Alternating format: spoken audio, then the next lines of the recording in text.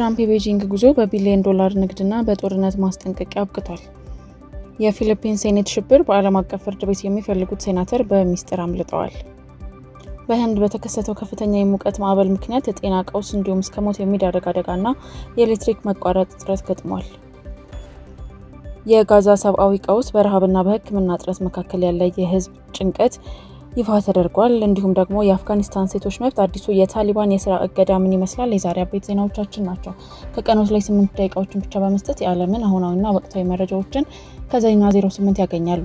የዩቲዩብ ገጻችንን ሰብስክራይብ በማድረግ ቤተሰብ ይሁኑን። የእናንተ ሰብስክራይብ ማድረግ ለእኛ ትልቅ ብርታት መሆኑን አምናችሁ ከኛ ጋር የሆናችሁትን ከልብ እናመሰግናለን። የሚመጡላችሁን ዜናዎች ለሚገባቸውና ለሚያስፈልጋቸው በሙሉ እንዲደርስ ላይክና ሼር በማድረግ የበኩላችሁ እንድትወጡ እንጠይቃለን። ፈጣን ዜና፣ ታማኝ መረጃ፣ ዓለምን በ8 ደቂቃ አብራችሁን ቆዩ። ወደ ዝርዝሩ እናልፋለን።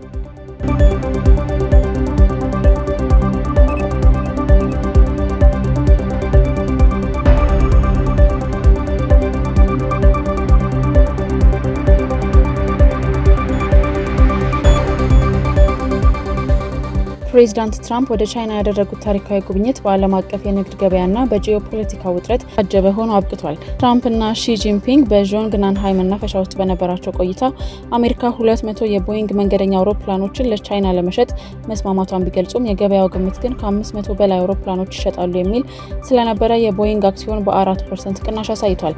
ከዚህም በተጨማሪ በግብርና፣ በከብት ስጋና በኢነርጂ ዘርፎች የ30 ቢሊዮን ዶላር ስምምነት ላይ ደርሰዋል። ሆኖም የፖለቲካው ድባብ ከንግዱ እኩል አልነበረም። ቻይና በአሁኑ ወቅት በአሜሪካና በኢራን መካከል ያለው ውጥረት እና ጦርነት ፈጽሞ ሊጀመር የማይገባውና ትርጉም የሌለው ነው ስትል በይፋ የተቸች ሲሆን ፕሬዚዳንት ሺ ጂንፒንግ የታይዋን ጉዳይ በአግባቡ ካልተያዘ ወታደራዊ ግጭት ሊያመራ እንደሚችል ለትራምፕ ጠንካራ ማስጠንቀቂያ ሰጥተዋል። በሌላ በኩል አሜሪካ በሆንግ ኮንግ ታስረው የሚገኙት የ78 ዓመቱ ጋዜጠኛ ጂሚ ላይም እንዲፈቱ ጥያቄ ያቀረበች ሲሆን ቢኒ ቪዲዮ የላቁ ቺፖች ሽያጭ ላይ ግን እስካሁን ምንም አይነት ስምምነት ላይ አልተደረሰም።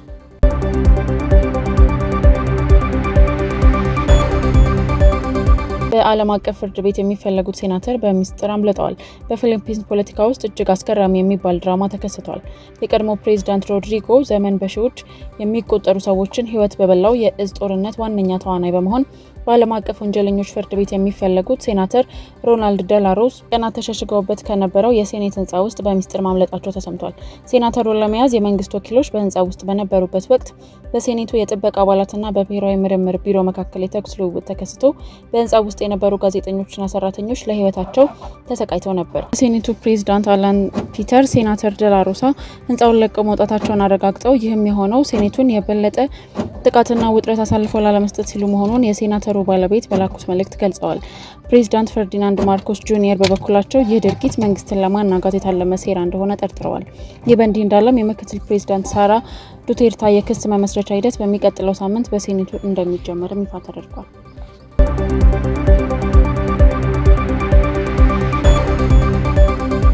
በሰሜን ህንድ ኒው ዴልሂ በተከሰተ እጅግ አስከፊ የሙቀት ማዕበል ምክንያት በሰው ህይወትና በጤና ላይ ከፍተኛ አደጋ ደርሷል። በኒው ዴልሂ የሙቀት መጠኑ ከ48 ዲግሪ ሴልሺየስ በላይ የደረሰ ሲሆን በመቶዎች የሚቆጠሩ ሰዎች በሙቀት መጨመር ምክንያት ወደ ሆስፒታል ተወስደዋል። የኤሌክትሪክ ኃይል ፍጆታ ለቀዝቃዛ ማሽኖች በመጨመሩ ምክንያት የመብራት መስመሮች ተጨናንቀው ተደጋጋሚ መቆራረጥ እያጋጠመ ነው። መንግስት ህጻናትና አረጋውያን ከቤት እንዳይወጡ ማስጠንቀቂያ የሰጠ ሲሆን የውሃ ውጥረትም ሌላው የከተማዋ ፈተና ሆኗል። ይህ የአየር ንብረት ለውጥ ውጤት በህንድ ግብርና ላይም ከፍተኛ ጉዳት እያደረሰ ይገኛል።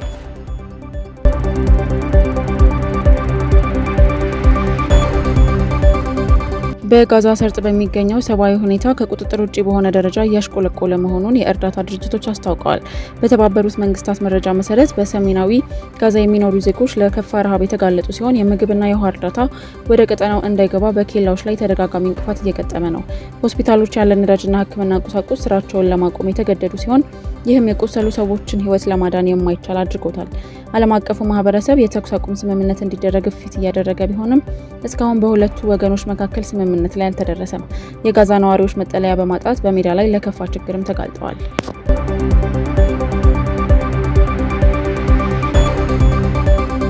በብሪታንያና በቻይና መካከል ያለው ግንኙነት በሳይበር ደህንነት ውንጀላዎችና በሆንግ ኮንግ ጉዳይ ምክንያት በከፍተኛ ሁኔታ ሻክሮ በቆየበት በዚህ ወቅት የብሪታንያ የውጭ ጉዳይ ሚኒስቴር በሚቀጥለው ሰኔ ወር ለመጀመሪያ ጊዜ ወደ ቤጂንግ የሚያቀኑ መሆኑ ይታወቃል። ይህ ጉዞ ለረጅም ጊዜ በሚስጥር ተይዞ የነበረ ሲሆን ዓላማውም በሁለቱ ሀገራት መካከል ያለውን የንግድ ግንኙነት ማደስና በፖለቲካዊ ልዩነቶች ላይ ውይይት ማድረግ ነው። ሚኒስትሩ በቤጂንግ ቆይታቸው ከቻይና አቻቸው ጋር በዩክሬን ጦርነት፣ በአየር ንብረት ለውጥና በኢኮኖሚ ትብብር ዙሪያ እንደሚመክሩ ይጠበቃል። ቻይና ለዚህ የዲፕሎማሲ ጥሪ አዎንታዊ ምላሽ የሰጠች ሲሆን በምዕራባውያን ሀገራት ዘንድ ግን ጉዞ የቻይናን ተጽዕኖ ሊያጠናክር ይችላል የሚል ስጋት ፈጥሯል።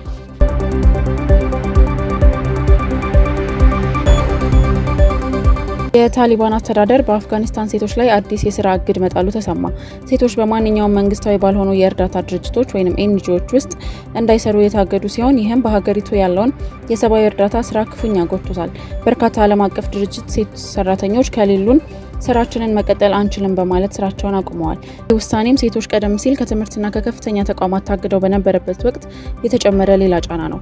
ዓለም አቀፉ ማህበረሰብ ውሳኔውን አጥብቆ ያወገዘ ሲሆን ታሊባን ግን ውሳኔው ከእምነትና ከባህል ጋር የተያያዘ ነው በሚል አቋሙ ጸንቷል።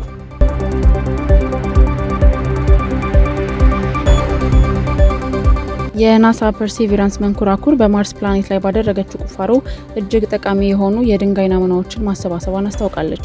እነዚህ ናሙናዎች በማርስ ላይ ከቢሊዮን ዓመታት በፊት ውሃ እንደነበረና ጥቃቅን ህይወት ያላቸው ህዋሳት ሊኖሩ እንደሚችሉ ፍንጭ የሚሰጡ ናቸው። ሳይንቲስቶቹ ናሙናዎቹን ወደ መሬት ለማምጣት አዲስ የጠፈር ተልዕኮ እያዘጋጁ ይገኛሉ። ይህ ግኝት በጠፈር ምርምር ታሪክ ውስጥ ትልቅ ምዕራፍ ተደርጎም ተወስዷል። መንኮራኩሯ በማርስ ላይ ያለውን የአየር ሁኔታና የአለት አቀማመጥ በተመለከተም በርካታ መረጃዎችን ወደ መሬት እያላከች ትገኛለች።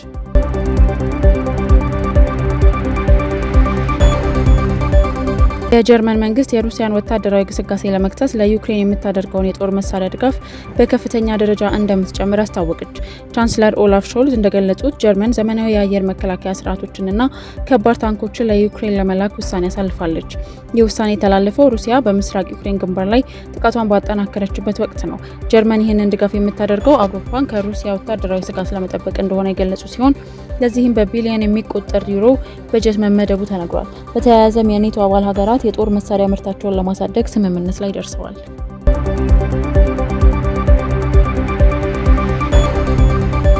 አየርላንድ መንግስት ለፍልስጤም ሀገርነት ይፋዊ እውቅና መስጠቱን አስታወቀ። አየርላንድ ይህንን ውሳኔ ያስተላለፈችው በመካከለኛው ምስራቅ ዘላቂ ሰላም ማምጣት የሚቻለው ሁለቱ ሀገራት እውቅና ሲኖራቸው ብቻ ነው በሚል እምነት እንደሆነ ገልጻለች። እስራኤል ይህንን ውሳኔ አጥብቃ የተቃወመች ሲሆን በአየርላንድ ላይ የዲፕሎማሲ እርምጃ እንደምትወስድም አስጠንቅቃለች። ሌሎች የአውሮፓ ሀገራትም ይህንን ፈለግ እንዲከተሉ አየርላንድ ጥሪ አቅርባለች። ይህ ውሳኔ በፍልስጤም ሕዝብ ዘንድ ትልቅ ድጋፍ ያገኘ ሲሆን በአውሮፓ ህብረት ውስጥ ደግሞ በጉዳዩ ላይ የተከፋፈለ አቋም እንዲፈጠር አድርጓል።